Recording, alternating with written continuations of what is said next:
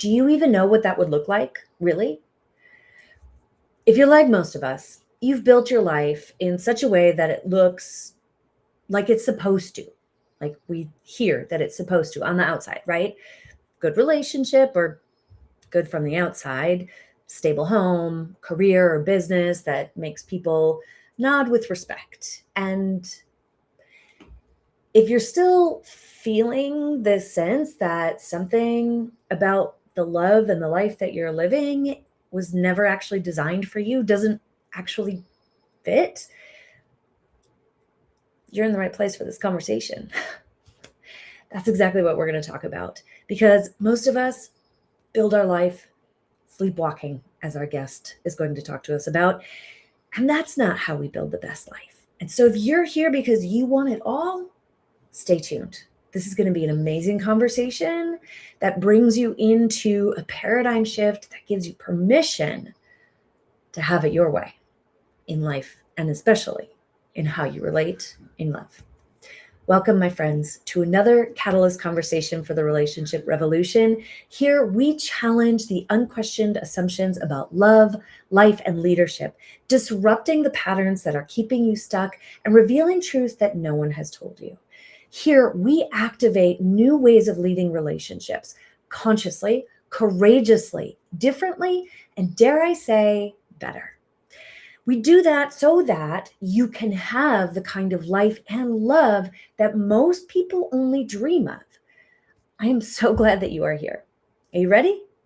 Let's get into it.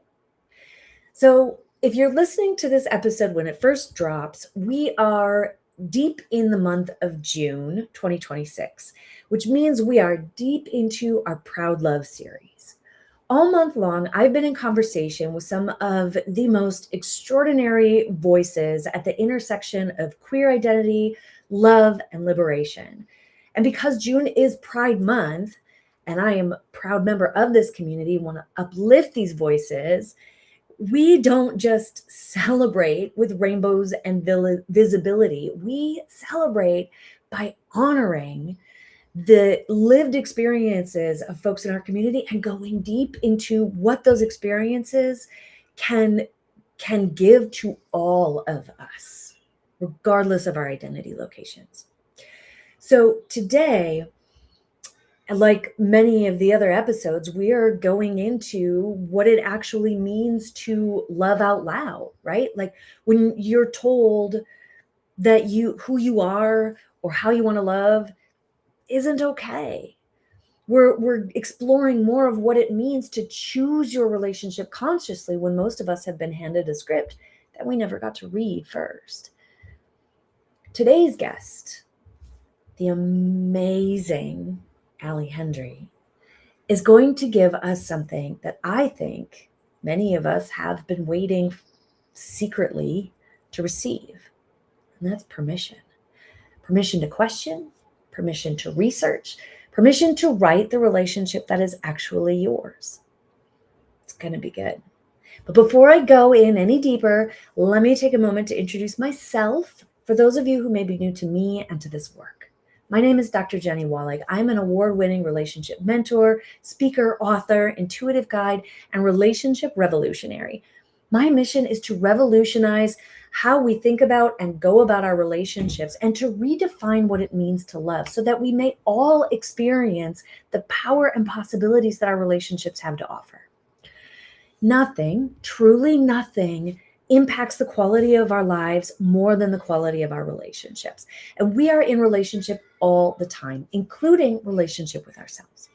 Relationships are the foundation of everything else that we are building our lives upon. But most of us have never learned how to do relationships well, let alone how to lead them consciously, especially when they get hard. In fact, a lot of what we learned not only doesn't work, it also is part of what's keeping us stuck and unhappy. So this revolution that I'm bringing into the world, that is my divine assignment, is about creating this great global healing through love. It's a return from separation into wholeness. It is a paradigm shift in the ways that humanity relates, loves, and leads, starting at our most intimate levels. in these catalyst conversations, my goal isn't just to teach you something or inspire you. It is to wake something up within you so that you may be part of this revolution too. Now, my guest today came out at 28 after years of living inside a script that didn't fit. She's been married, divorced, married again, and has continued to evolve her own love style with curiosity and courage rather than shame. She is an ICF Master Certified Coach specializing in relationships and diversity, the founder of her own coach training school, a TEDx speaker whose talk on jealousy has inspired thousands, and a regular columnist for Diva Magazine, the largest global LGBTQ+ women and non-binary publication. She is here today to help us all understand what it means to stop inheriting a relationship and start designing one. Ali, welcome to Catalyst Conversations for a Relationship Revolution. I am so honored and excited to have you here. Wow, what an intro. Thank you so much, Dr. JENI. That's absolutely amazing. I'm very, very excited to be here, and I feel very much at home because this is the Relationship Revolutionary. And of course, we are talking about how we are revolutionizing our relationships. So loving it. Yes, that's exactly right. And so, like, as we think about revolutionizing our relationship, I want to start with a clarifying question. You talk about love style, and I fucking love that word, by the way.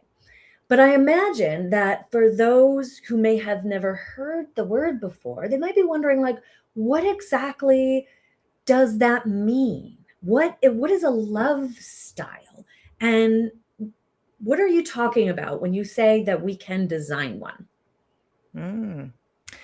Thank you for a great start off as a question. And love style is how you love. I mean, there are so many different ways to love.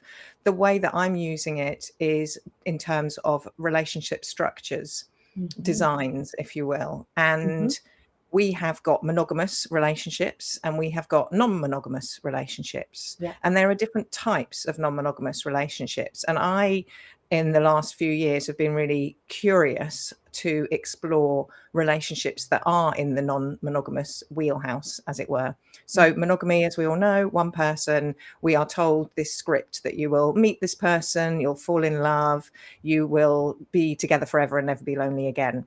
And I've certainly gone into that, as you said. I have been in that situation, 2 marriages, 2 divorces, 2 wonderful, wonderful humans, one man, one woman, and absolutely loved and enjoyed those relationships. And I realized, and this is from talking to my mother, actually, who has also had 2 marriages and 2 divorces, it's not a failure. It's that was complete. That relationship was complete. And so learning from her and learning about the way that she lives her life, and also my father and how he has lived his life or is living his life. He's 87. He met somebody last year, at the end of last year, and at his Tai Chi class, weekly Tai Chi class. Fantastic. And she's in her late 70s, he's in his late 80s, and they fell in love. They're very much in love. And he'd been single for years and years and years. So I'm always interested, and I'm like, yay, I've got it in my family too. I'm always interested in different ways of relationshiping. And when I was a coach, or when I was first training to be a coach, and realizing that actually relationships and inclusion are the 2 topics that I want to work with, I realized that actually a lot of the training around relationships is very monogamous, mononormativity, as in monogamy is the norm, mononormativity. And I wanted to create courses that said, and years ago, in fact, I'm doing a little improvisation class once a week, which I'm loving. I've done improv for years. I've ran classes and courses on improvisation. It's interesting how coaching and improvisation have got similarities.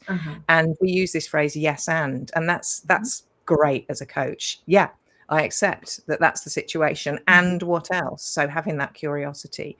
So when we talk about non-monogamy, we are talking about different types of non-monogamy. A lot of people will have heard the word polyamory, which quite often people think is an umbrella term. Now, there are different types of polyamory, but actually when we're talking about polyamory, we're talking about having more than one, or the capacity for, you don't actually have to be in more than one relationship. You know, you don't have to be, you don't have to prove your sexual orientation, for example, by being in a relationship with somebody of that gender. So it's the same with your non-monogamy. You can be single and non-monogamous. And so polyamory is the one that a lot of people have heard about in terms of being in love with more than one person at the same time, with full knowledge and consent of all involved. There is the swinging community, where it's more about having some people don't call themselves non-monogamous, actually, interestingly, in the swinging community. And that's where you go to an event or someone's house for the sole purpose of having sex with other people or another person. And you've got relationship agreements and actually sometimes relationship rules that can help really well in that setting, in terms of who's allowed to sleep with whom, etc. At these events. You've got open relationships, which can show up in many different ways. You might have a relationship where if you both travel for work, it's okay if you accidentally fall on someone's face and end up stogging them. That might be okay and not called cheating. So you get to decide, and I think that's where all of this comes from. You get to decide what your relationship agreements are, and also they're not fixed. We have to keep checking in with each other in any kind of relationship, whether you're monogamous or non-monogamous.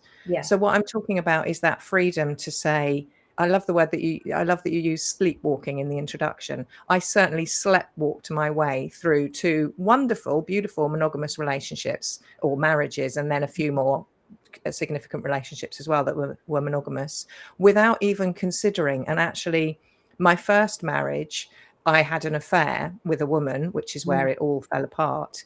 My husband was a little bit older than me, and he said, and I was in, as you said, I was in my 20s. He said, what if we can carry on and you can also have? So back then, that this is 30 years ago. I didn't have the language or the knowledge or the will to want to move into non-monogamy at all. But it's interesting how that was floated, if you like, as an idea. And actually, when I was 16, when I was on holiday, I had 2 boyfriends and they both knew about each other and they were both fine with it. And that seemed okay for me and for everyone involved. And again, we didn't call it non-monogamy in the 80s. Or maybe we did, I don't know. It's certainly come into the fore. I know you talk about that as well. I love this conversation, because I think that for a lot of people, especially those who maybe are with a partner who doesn't fill a bucket that feels important to them, right?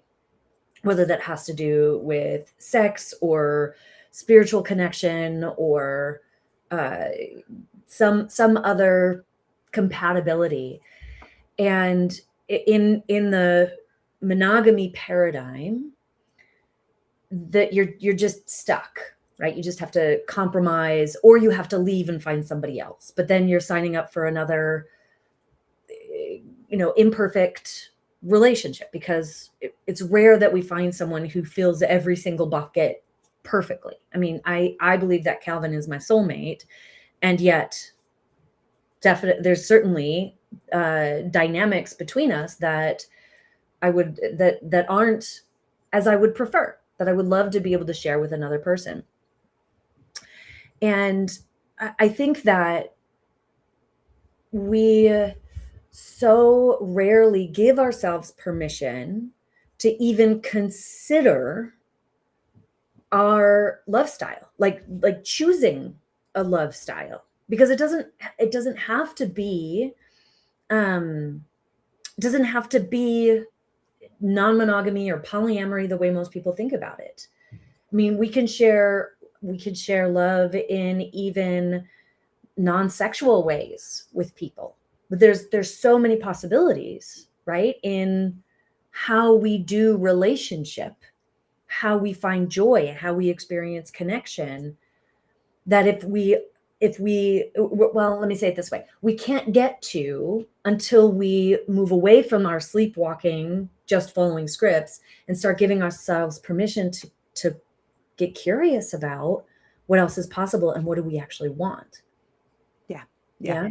We have more than one friend, a lot of us. And Right. the reason that we have more than one friend is that we have friends for different reasons and different seasons. Mhm. And that's the same. And you love your friends in different ways. Yeah. That's the same with romantic and sexual relationships, could be the same. Mhm. You know, one of the things that a lot of people talk to me about when they come to me for individual coaching, or they might be duos. I tend to use the word duos rather than couples because I work with different relationship iterations and we are very couple centric.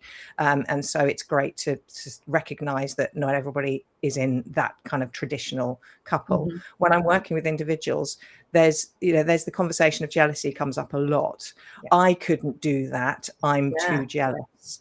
And Right. actually, I have, as you said, I've got a whole last TED talk that's called Survivor's Guide to Jealousy. And that was based on my experience of experiencing a lot of jealousy in monogamous relationships, going into non-monogamy and being able to handle it so much better, which doesn't make sense when you've got more partners involved.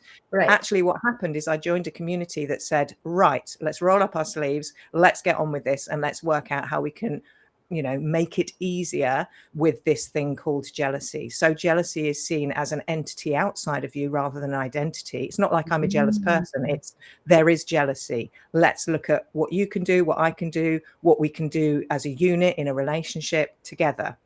I love And that. so I learned ways of being in a situation where the jealousy was still going to be there, but it wasn't shameful. It was something that we needed to have a look at, which really worked for me. And also, if you listen to Survivor's Guide to Jealousy, you'll see there are some other things that I picked up along the way that I thought, oh, gosh, yes, I was it so? I was always meant to be experience jealousy in this way because of some of the things that happened in childhood. And now I'm realizing that doesn't have to define me and my relationships in the future. So I love that. You know, you said about a lot having a conversation. A lot of people had conversations about non-monogamy in lockdown. I was very busy because people were saying, I'm stuck. What do we do? And actually, maybe now is the conversation that we should have had, you know, maybe, I don't know, 5 years ago, because neither of us are happy and neither of us want to leave this relationship. And what do we do? What's next? How do we navigate this? And there's children and there's society saying this is wrong. And there's no legal recognition if we do meet somebody else and fall in love independently or together. You know, there's so many things that could be against us. So and different types of relationships, like you said. I wrote an article a few years ago. I've been writing for Diva magazine for more than 5 years, which has been amazing, having my column in Diva magazine. And I wrote about queer platonic relationships. I think it was last year or the year before. There are so many different ways that we can have deep, connected relationships with friendships that can feel romantic. You text each other every day, you send each other flowers, you tell each other you love each other, and are not sexual. Nothing is getting inserted into anything or kissed or touched in a way that makes it sexual, you know. Right. Yeah. You know, and I think in a lot of monogamous relationships, when there can be some jealousy or even some sense of betrayal, when there is like emotional intimacy shared between two people. So like how do you support folks in shifting that paradigm within themselves or their relationship if they recognize that they want to have this closeness with a friend, but their partner, for example, sees that as cheating, like an emotional affair? Yeah. First of all, we need to be defining what is cheating. And this is something that will be helpful for your relationship and the agreements that you come together on. Because for some people, cheating might be text messaging somebody, liking something on Instagram, liking a photograph or something. And for others, cheating might be having penetrative sex, and actually you're allowed to kiss and I don't need to know about it, and that's not cheating. So there are so many different types of what cheating is, and it's you not get a to black and white that. definition. Absolutely not. No. And you decide as a team what it is and what it isn't. And then when it comes to the jealousy, calling it the jealousy instead of my jealousy or your jealousy, taking it out of it being an identity that you're wedded to, and making it a third entity that you can have a conversation about. What a lot of researchers talk about, and also educators who are in the non-monogamy field, they talk about jealousy being an unmet need, which I think is a great approach. What am I not getting that I need? And it may not be from that other person. It may not be to do with what they're not giving you. It actually could be an unmet need. You could be hungry, you could be thirsty, you could be tired. You could have just had an argument with somebody. And if we can work out ways of resourcing ourselves with our own needs and having agency for our own needs, that is also going to support jealousy, as well as collaborating on ways that you can do things differently. Oh my gosh, that's so good, Ali. Yes, and thank you for sharing that.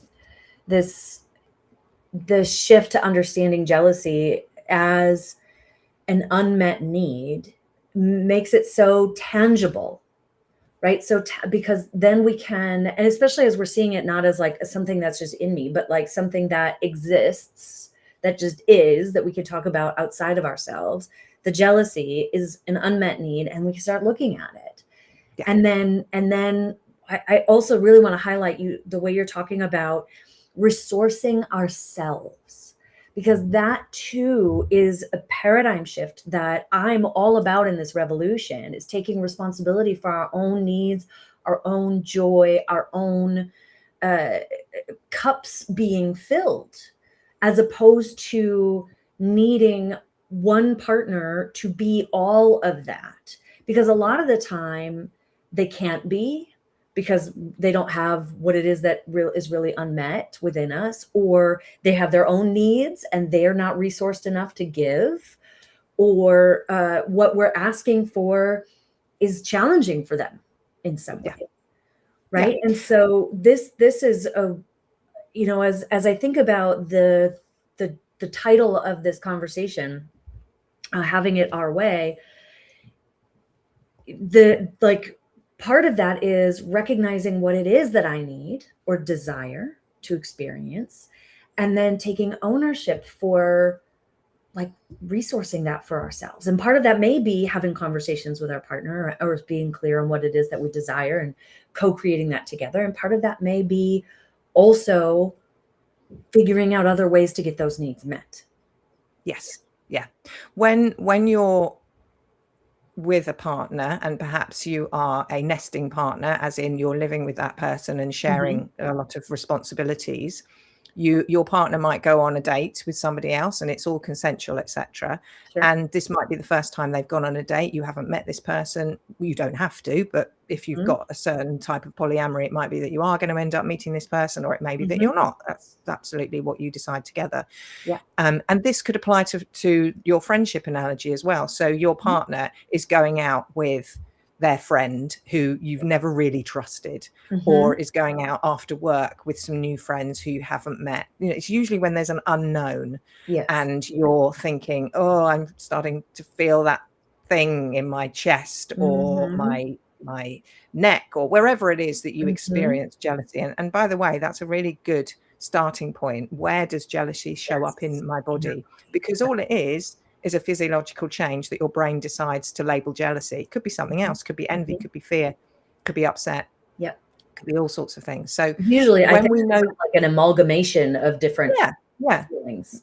When we know that event is going to happen, we can think about, how do I put together a care package? How do I resource myself? How do I make sure that my friend is on speed dial? How do I make sure that I've got the next episode of series that I've been watching lined up to watch, or I go to the cinema with a friend, or I go to the gym, whatever it is. I had one partner who she always wanted to be at the gym when I was going on a date with another woman, because that's how she realized she needed to be doing something physical. She needed to be energetic, feeling good about herself, etc. So we planned that between us. We made sure that all of us were okay to meet at certain times when she knew she could go to the gym and lift heavy weights.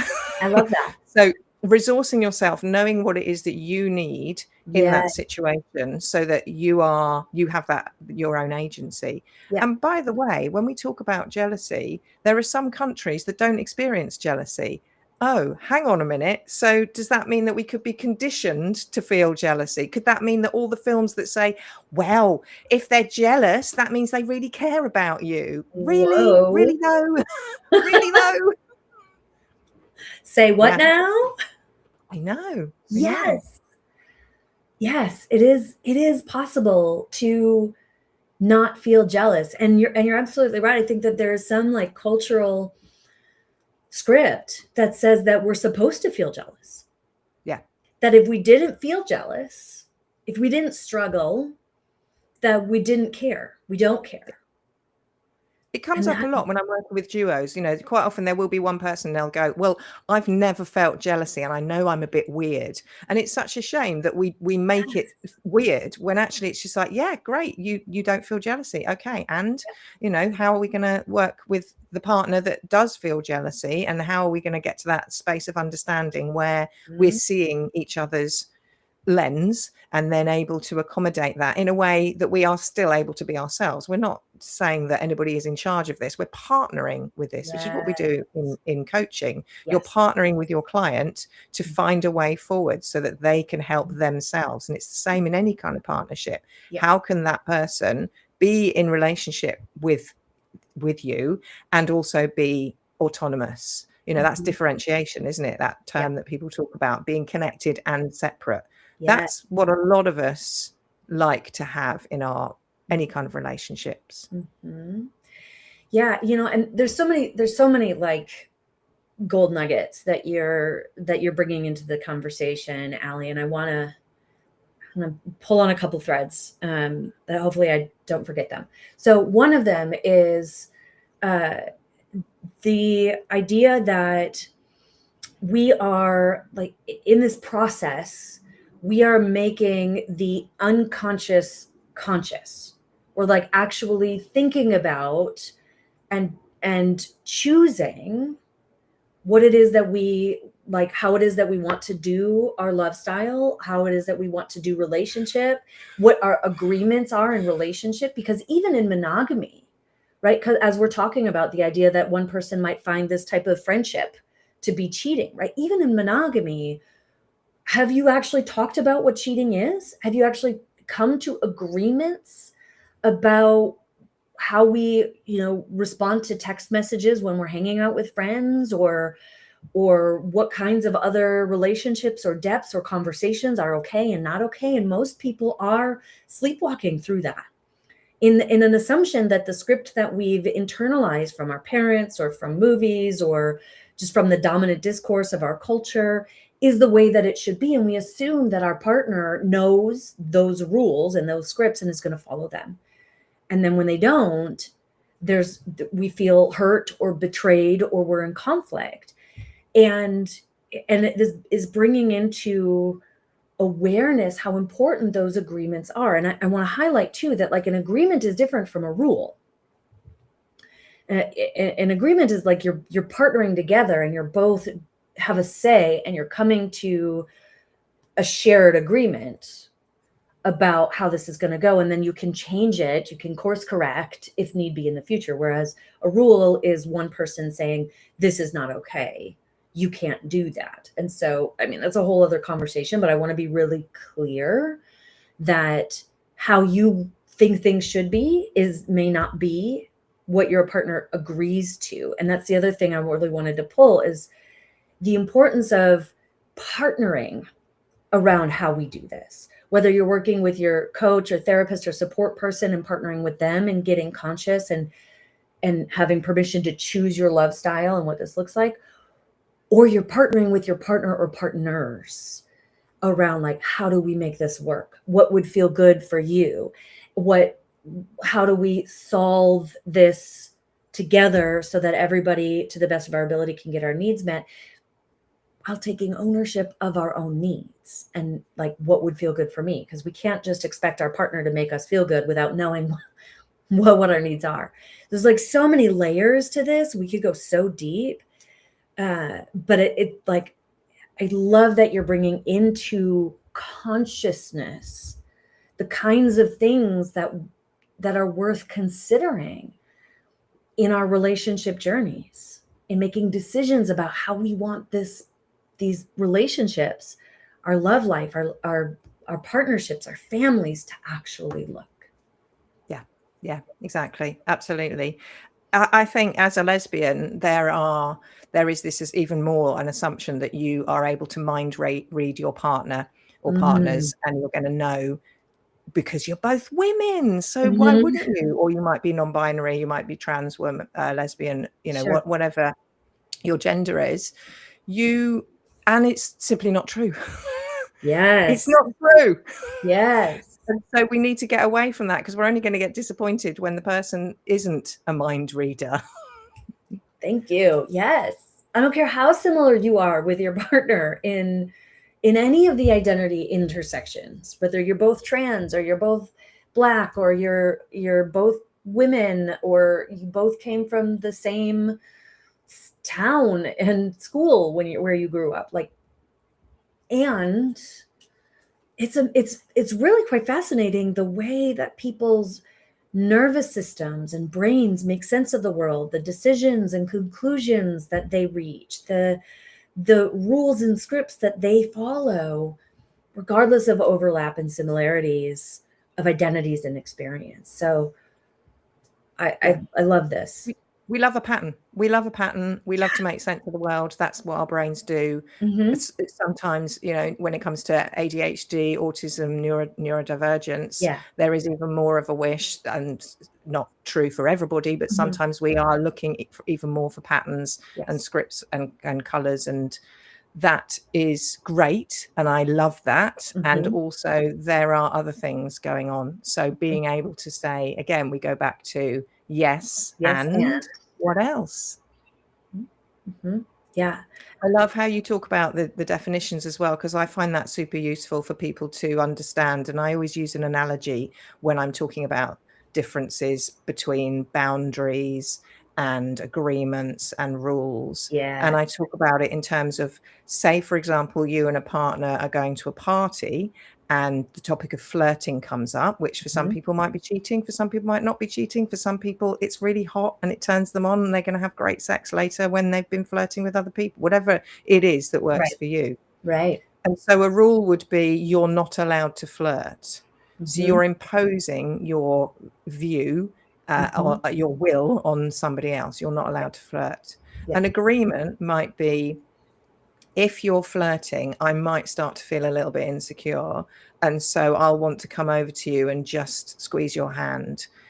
If that's not available, then I will have to, let's have a conversation about how that might work. So you're working on partnering with what might happen and how might you react and how might you work on that. Would it be okay? Yes, absolutely. I'll give you a little, or if I'm going to be flirting with someone or chatting with someone, I'll always come and find you afterwards. A boundary is more about what you are going to do in that situation. So again, boundaries are statements of needs. We go back to the needs idea as well. So being able to say, hey, I might feel a little bit insecure if there's some flirting going on. I want to come over and squeeze your hand. If that's not available, that's okay. I will have to go and sit in the car for a bit. So you're not punishing them. You're not telling them what to do. You're not necessarily collaborating. You're saying, hey, this is what's happening. This is the need. If that can't be fulfilled, that's okay. I get it. This is what I'll be doing to support myself. Yeah. Yeah. I'm so glad that you brought that up, Ali, because a lot of people get confused about what exactly a boundary is. And they set boundaries that are actually rules. And boundaries, I think that's so important. Boundaries are about ourselves, about how far we're going to go and what we are going to do in certain circumstances to take care of It's ourselves. like a field. You're standing in your field. Your fence around you is your boundary. You get to decide what are your yeses, your nos, and your maybes. You get to decide who's coming into your field. And yes, you are assessing whether they're safe or not, and you are finding out and getting curious on whether things are okay or not. And then they get to come, they're in their field, they're standing in their field with their boundary around them, their fence around them. They are set and maintained by you. I think that's the thing to hold on to with the boundaries. If it's you're telling them what to do, then we're creeping into rules. Rules aren't all bad. We don't boo hiss rules. And in fact, like I said earlier, when it comes to some communities, non-monogamous communities, for example, the swinging world do rules really, really well, and they work really well in that dynamic with within that environment. So they use what you want, babes. I mean, we're not telling you what to do, we're just giving you ideas.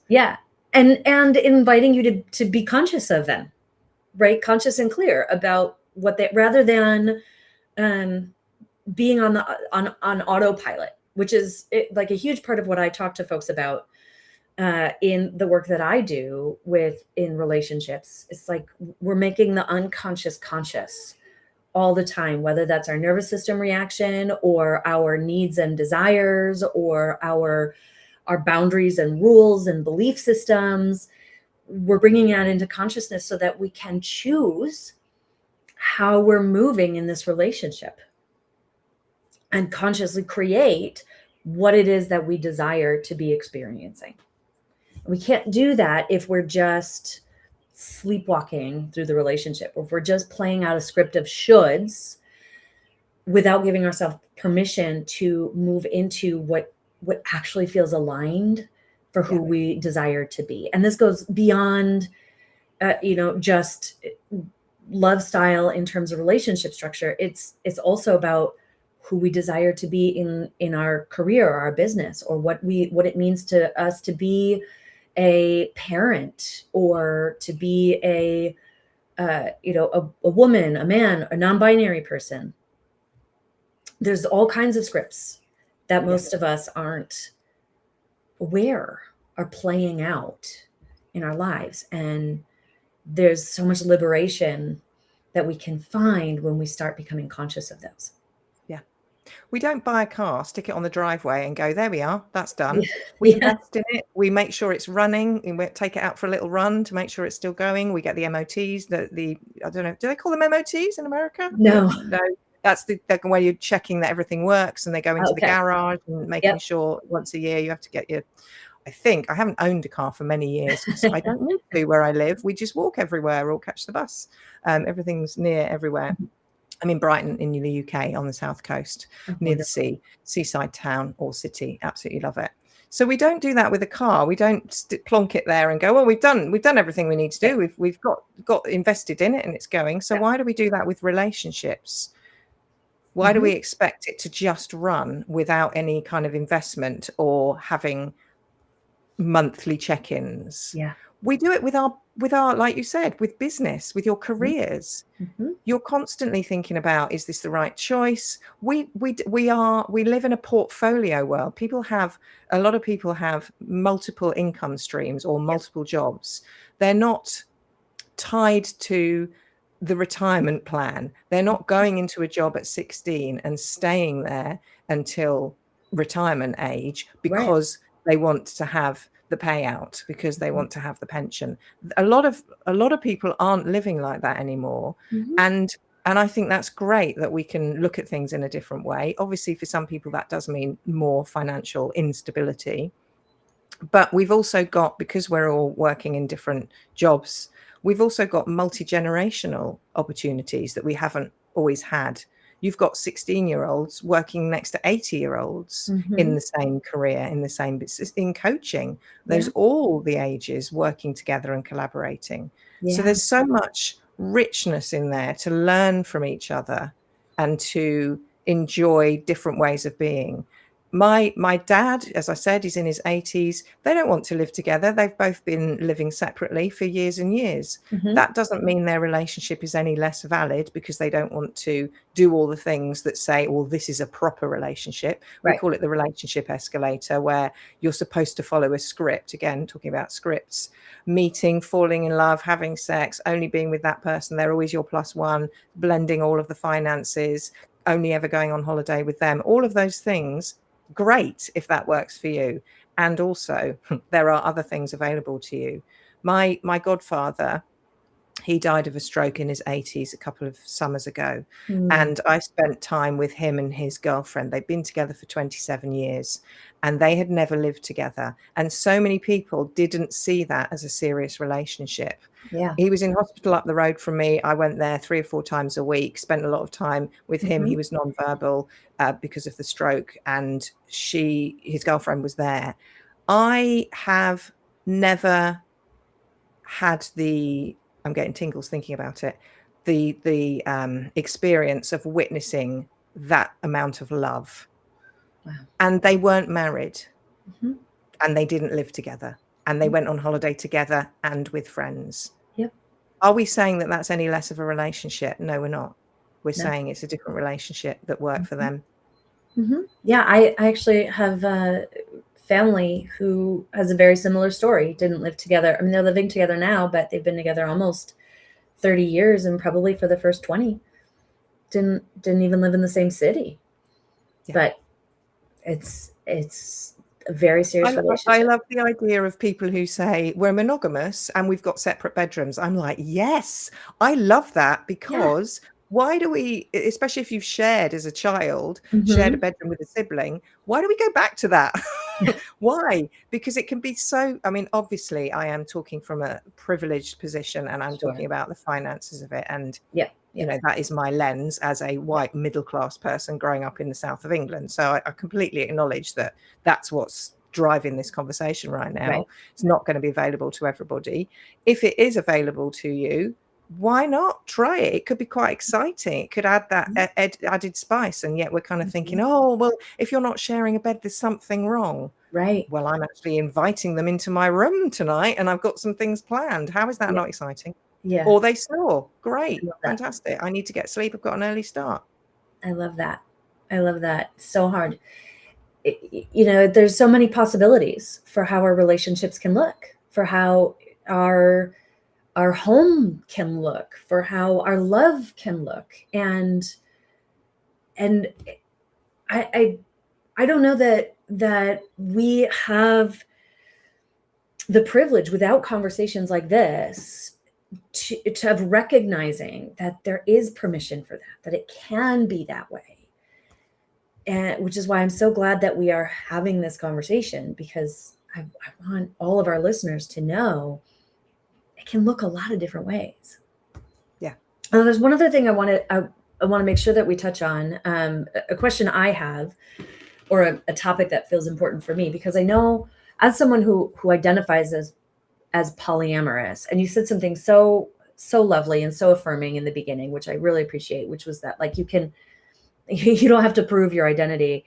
You can be polyamorous, or you could be non-monogamous and be single, or be non-monogamous and not be dating anybody but one person. And that's, you know, Calvin and I are both identify as polyamorous, but we're not actively dating with anyone, and that doesn't, or dating anyone else, or looking to date anyone else. And that doesn't change our identity, who we are.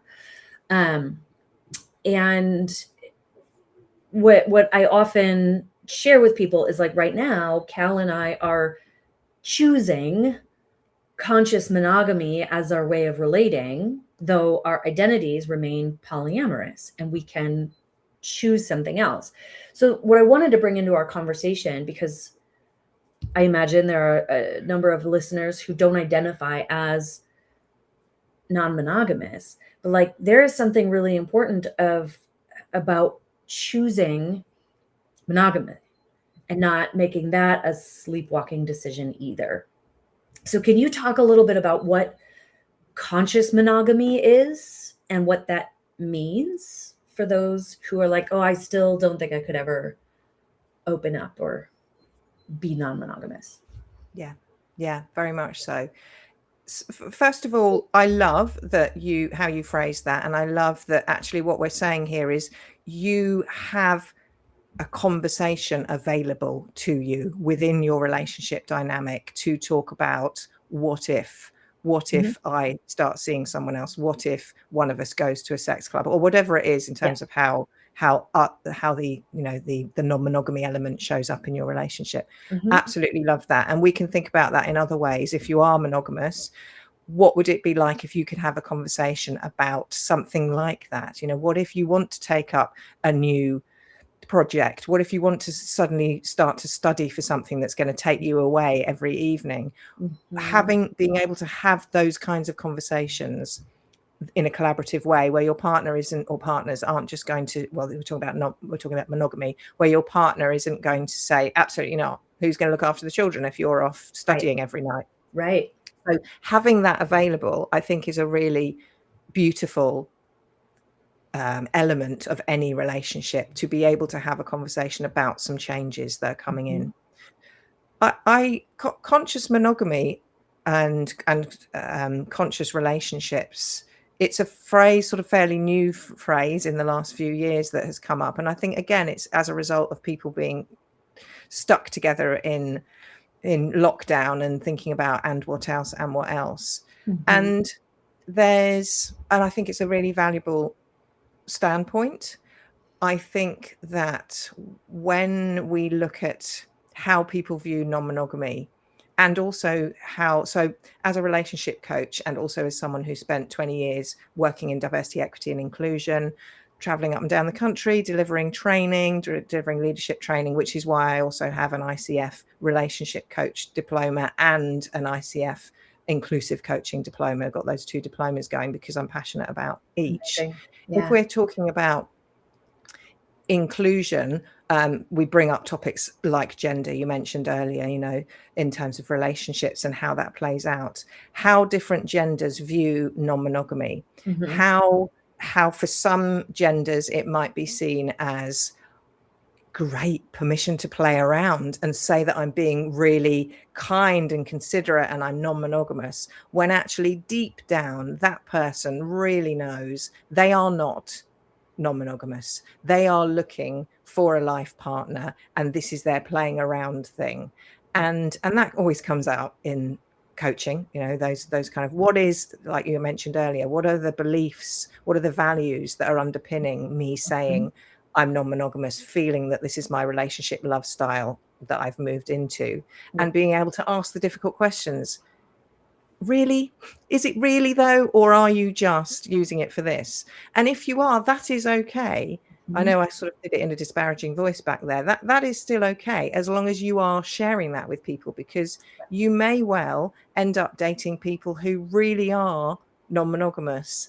And actually, for me, who have been non-monogamous for several years, I pause if somebody is brand new to non-monogamy, because I'm an educator and it's too easy for me to get into education mode, and they might like it and I might like it. It might be a kink. We might play a game around it and do some role play. But actually, that's not partnership to me. That's me knowing more than you do about a topic and feeling as if that's coming into the relationship. And I don't really want that. Yeah. I'm not saying I would never date somebody who's never done non-monogamy. Right. What I am saying is look at the things, look at all the things with a view of balance. You might be choosing conscious monogamy. I love that. And also, what does that actually mean to you? Because it's going to be different for different people. Yeah, absolutely. And again, my mind circles back to the idea of making the unconscious conscious. You're choosing it. You're getting clearer as much as we can around what it means. And I've worked with a lot of folks who are couples who are kind of new and opening up their relationship, right? And there's often this desire to want to anticipate all of the potentials and create the rules and the agreements now before they happen. And often that's not how it works. So, like as you're giving yourself permission to find your love style, to move into consciousness, know that part of that journey is course correcting, is adapting, is allowing for change, and trusting that in partnership, right? This is where that building that partnership, building the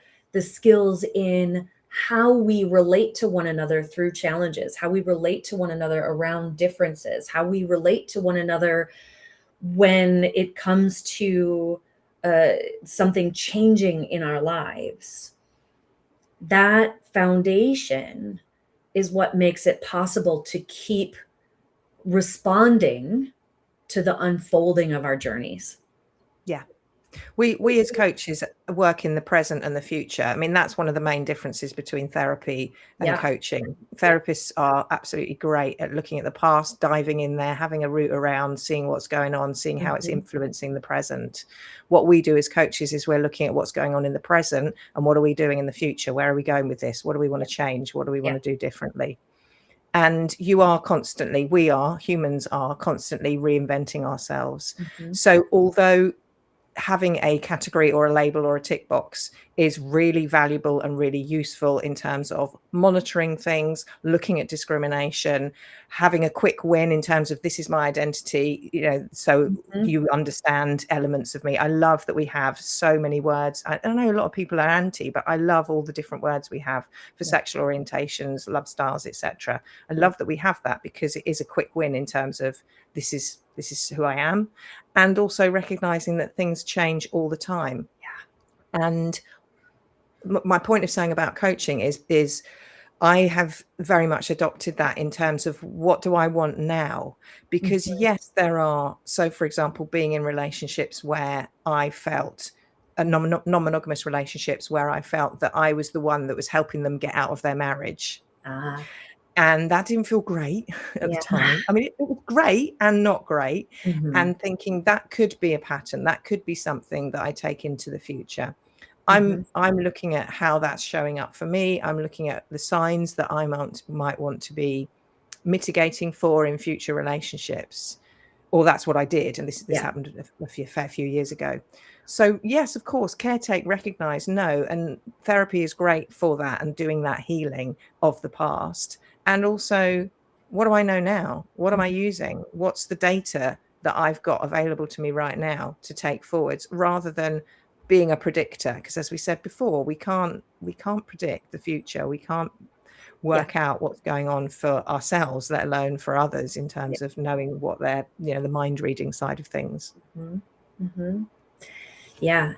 And, speaking of not being able to predict, you coach on ageism and you work with people coming out later in life, as I understand. Yeah.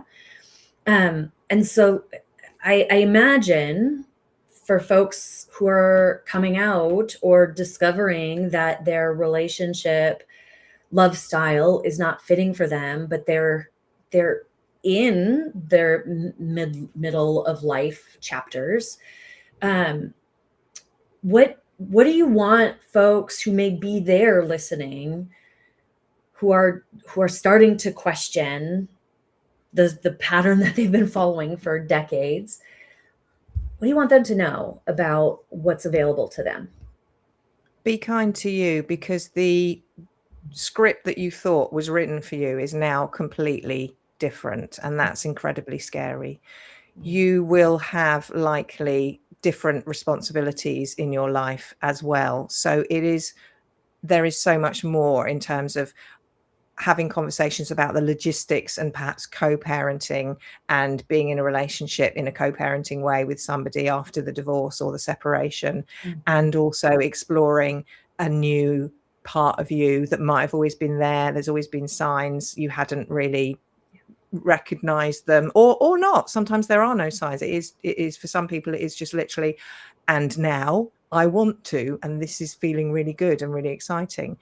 A lot of people will feel very teenagery, which is great. There are total elements to that, because you are kissing somebody of a different gender for the first time, and that's really scary. So you're suddenly taken back to all of that teenage angsty stuff, and you're a kind of 50-year-old or 45-year-old or 40-year-old, and so you can feel a bit daft and a bit silly. So make sure that you are around people who are happy with that. We all need community. We all need to feel belonging, and belonging is about being accepted for who you are instead of you trying to fit in. It's being you, and you naturally fit in. So finding those communities on social media, finding those experts who are informed with people who are going through those changes and those experiences and aren't going to be there. I sometimes, you might find this with people who've had therapy or coaching with people who are not in the non-monogamy world, and you're coaching them for non-monogamy topics, and they kind of go, I felt like I was under the microscope. I felt like they were asking me questions and they were learning about me. And that's not okay. That professional needs to go and do their own work rather than using your client as the way. Of course, we're always learning about different ways of humaning through our clients. When it comes to saying, sorry, what's polyamory again? That's not okay in that environment, because that person doesn't need you to be that at that point. You know, they need to just be there and to understand. Yeah. So can't remember what the question was. Oh yeah, aging. Brilliant. Had a senior moment. Life art. That's me coming in there. Aging. I love that I'm seen as a lesbian elder now, as a 57-year-old. I love it. It's certainly helped me approach aging in a different way. I might be sharing a story about 1990s queer London and some of the clubs I went to, and you know, the clubs, the events, the women, all of the things that were happening. And it's a legacy conversation now. I love it. It's fascinating.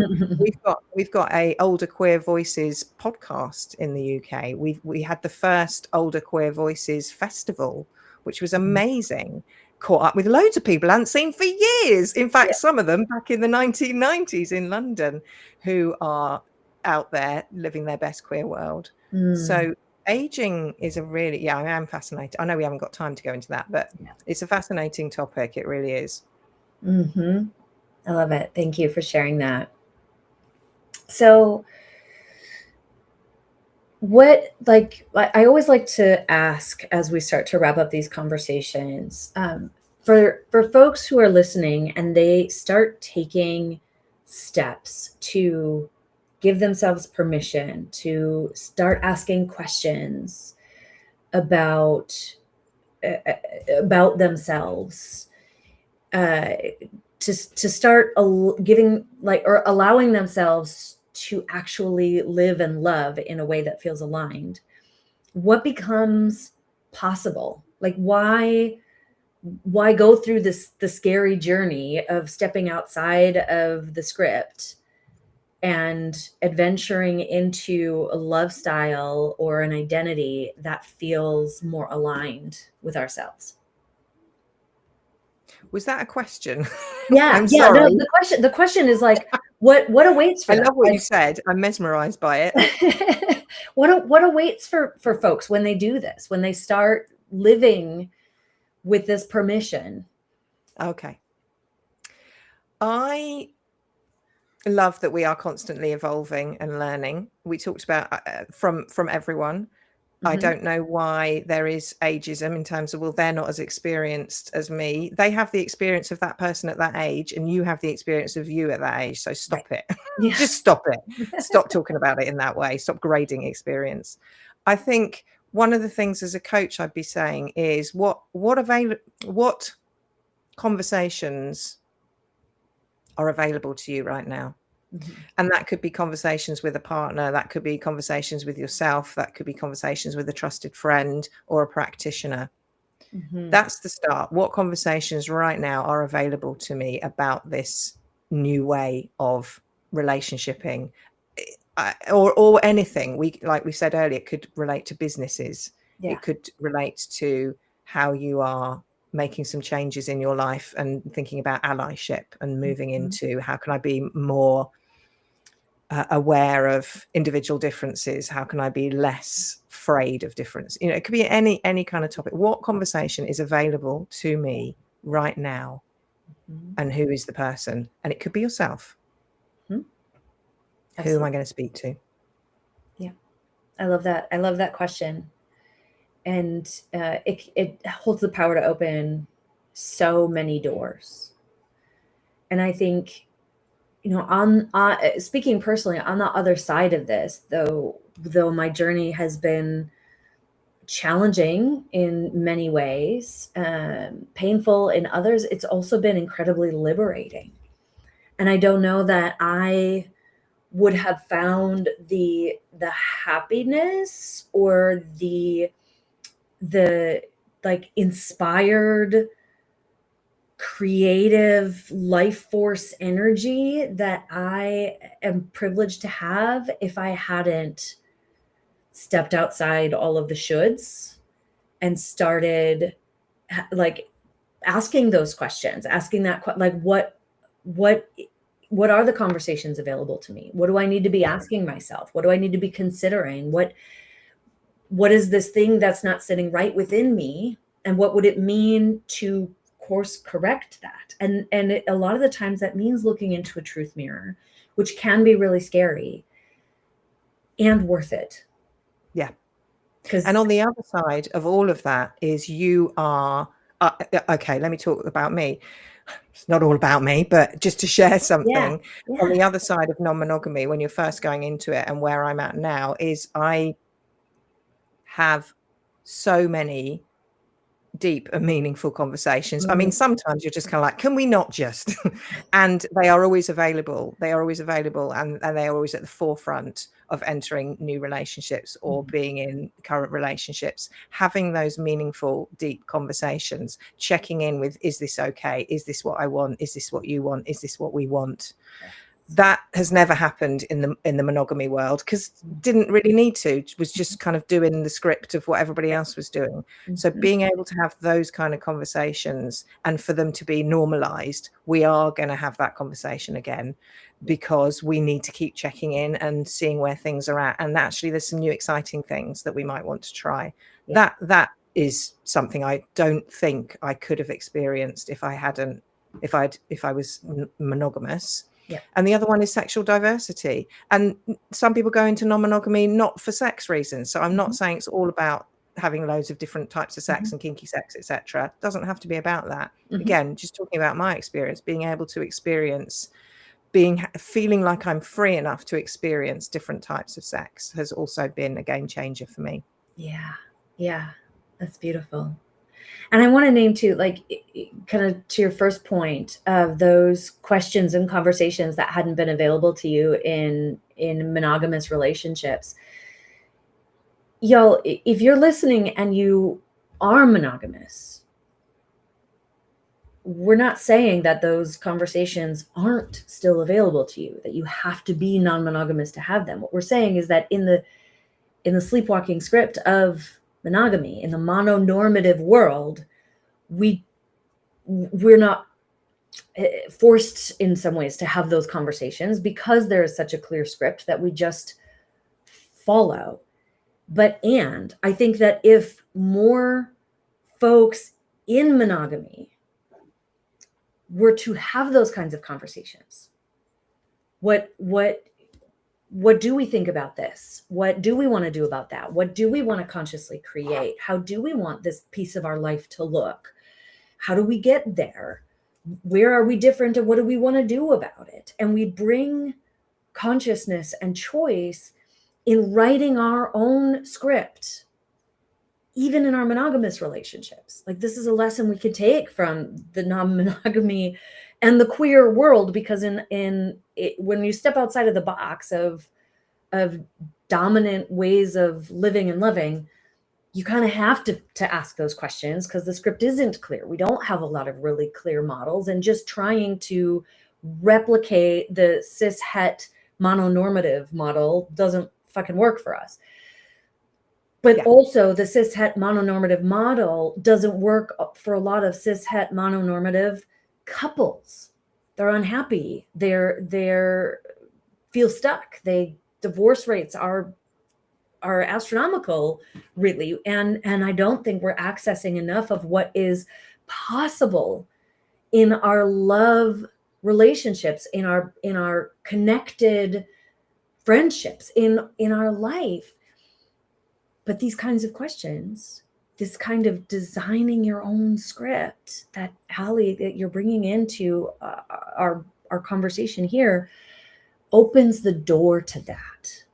And that is so life liberating, so life enriching. And I mean, just I imagine a world where all of us are living by a script that is aligned and consciously chosen and consensually negotiated in genuine loving partnership with all people to whom we're in connection. It's really different. Yeah. It's a really different way of being. Yeah. I'm not on commission. I'm not recruiting non-monogamous right now. So, do know that I'm not on commission for the non-monogamist world. Yeah. When we think about love, one of the ways that I like to think about love is, how can I lift you up? How can I help you have your joy? And so if that's me, and I'm thinking about my relationships, my family, my friendships, my job, my hobbies, all of the parts of me where I've got big beacons of joy and light, and my partner or partners are wanting to support me around that, that's love. And that could be having a conversation about non-monogamy, or changing jobs, or moving to a different country, or taking up a new hobby, or starting a family, or any of those conversations we can apply to this view of love being lifting. Yeah, I love that. I like to think about and define love as the willingness to consciously respond for the highest good and spiritual growth of all involved, even when it's hard or challenging, and even if you don't want to. And I think this idea of lifting one another up is a really big part of it. It's because sometimes the lifting is lifting them into their greatest level of joy. And sometimes like the path to getting there means going through a scary thing, like moving to another country or opening up a relationship. And like, again, it comes back to those questions, like what conversations are available to me, and being willing and courageous enough sometimes to have them. This is such a great conversation, Ali. I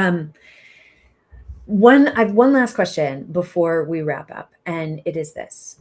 If you could leave our audience with one message, one thing you want them to hear or remember or take away from being here and listening to this, what would it be?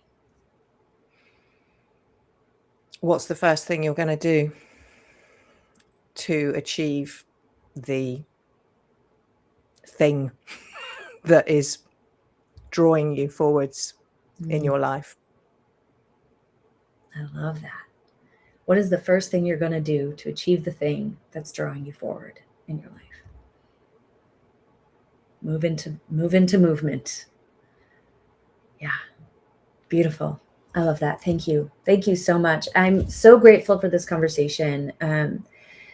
There's so many permission slips, so many ahas and liberating like moments of opportunity that you have brought to the table. This path of writing our own scripts, it really does open the door for I think the highest and most joyful level of alignment and love and connection and satisfaction in our lives in all respects. And so thank you for having this conversation, for me, for giving people permission to create a love style that fits who they are and what they want to experience, and for sharing who you are and parts of your journey as an example of what that gets to look like, no matter how late we start or how many relationships or divorces we might go through before we get there. Those are not failures, as you said. They've come to completion and they bring us into our next chapters. Exactly. We're always getting there. Every day is a getting there day. Yes. We're never behind. We're always right where we're meant to be. I could have chatted for ages, so thank you so much. I know. This is so great. Yeah. I love it. Brilliant. Okay, so before I move you backstage, how can people find you? How can they work with you? Is there anything else you want to leave with our listeners in terms of resources or what you have to offer? Most of my information is on my website, which is alihendry.co.uk. I am based in the UK, so we've got the .co.uk. You can also find me on LinkedIn, Ali Hendry on LinkedIn. I'm on Instagram. That's probably the one where I'm most posting bits and bobs. I'm on Instagram as @Ali Hendry Coaching. You can catch me every Thursday at 7 p.m. UK time in the Diva Magazine Relationship Room Instagram Live, where I interview different people, different topics every week. Nice. So if you look at the Diva Magazine profile and you see the little wink circle going around and there's an Instagram Live happening, that will be me every Thursday at 7 o'clock. So I get to meet amazing people every week, authors, therapists, coaches, counselors, psychologists, educators, the whole gamut. So you can find me there, and all the recordings of years. I've been doing the relationship room for 6 years for Diva Magazine. We started on Clubhouse. That's how long ago it was. And then we moved over to Instagram Live.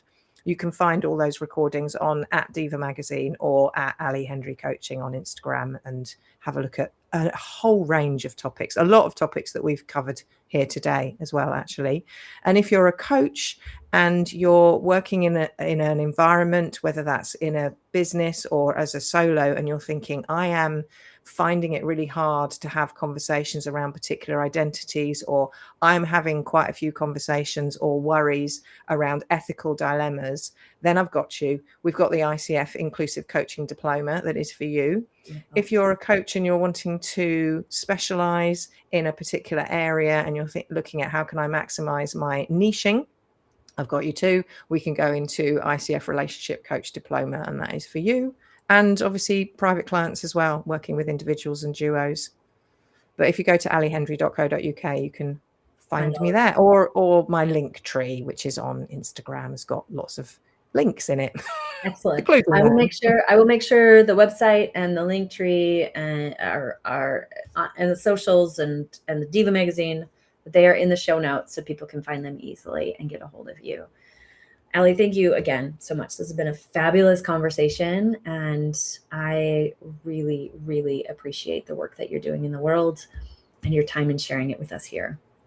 Thank you so much. I've really enjoyed it. Yes. Excellent. Well, I'm going to move you backstage while I wrap this up.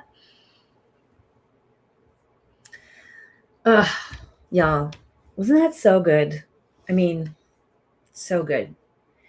And I want to ask you, as I always do, to do me and Ali a favor. If something in this episode hit for you, added value to your life, opened something up for you, can you please subscribe to the Relationship Revolutionary wherever you listen to podcasts, and leave us a review on this episode. Share what resonated with you. Share the episode with one other person who you know may need to hear Ali's words today. Listen, your word of mouth is what gets this conversation into rooms that Ali and I couldn't without you. And that is how this revolution spreads. Now, if you want to help us activate and accelerate the relationship revolution global movement even further, make sure to comment, like, and subscribe to all of the work that Powerful Love does across social media, including YouTube, Facebook, LinkedIn, Instagram. Share about our work, attend our events, and of course, keep doing your part to lead with love. If you're looking for support for yourself and your relationship, there are a number of ways that Cal and I can support you. I want to take a quick moment to share 2 of them today. The first is a free masterclass that I am doing fairly frequently, because it is part of my mission to reach at least 100 women and queer folks who are desiring to have extraordinary relationships. And the masterclass is called How to Get Your Partner to Finally Show Up the Way You've Been Asking Without Burning Out Trying to Make It Happen. And yes, I know that is a long title, but I believe every word is doing important work. This isn't a webinar. It's not a tip session. It's an identity activation, my friends. Because the problem is never that you don't know what you want. The problem is that you've been trying to get it in a way that's not working for you. And so I'm going to help you see how to be who you need to be and get the results that you're actually looking for in your relationship with a whole lot less effort and energy than you're probably already spending. So the link to that masterclass is in the description. Register for the next one. It is entirely free, and it will change the way that you see your relationship. And if you're already ready, if you know that you want more than a masterclass, you want the real thing, you want support, the Third Path program is open. The Third Path is our entryway to working with us at deeper levels. So whether you do the Third Path, which is a 6-week container on its own, or it becomes your first step to our ongoing relationship mentorship work, this is the starting position to learning how you can stay in your relationship and change everything. You don't have to leave. You don't have to keep spinning your wheels and burning out. You get to be the leader in love and watch your relationship change. And the Third Path is where you learn and get supported step by step in exactly how to do that. For our Two-Spirit LGBTQIAP+ community, in honor of Pride Month and in celebration of who you are and what you are bringing to this world in your love style, in your being, I am I've created an access, easy access price, I suppose, no pun intended, to the Third Path for the month of June. So there's not that much time left, but there's still a few days in June. You can use, when you go to the Third Path link, there's a button that you can press, no check in, no identity verification that you're part of this community. If you identify as part of this community, you can hit the button for the queer and trans 555 discount. Normally the Third Path is $2,222, but for our community, for the month of June, you can get access to the 6-week Third Path program for only $555. That link is in the description as well. You can learn more about that program and how we can support you. That's all I've got for you today, my dear ones. Next week, we enter into July, where we are getting into being alive in love, the serious business of joy. Is going to be a great series. I hope you will join me. New episodes drop every Friday at 12:30 p.m. Pacific. Until then, keep leading with love.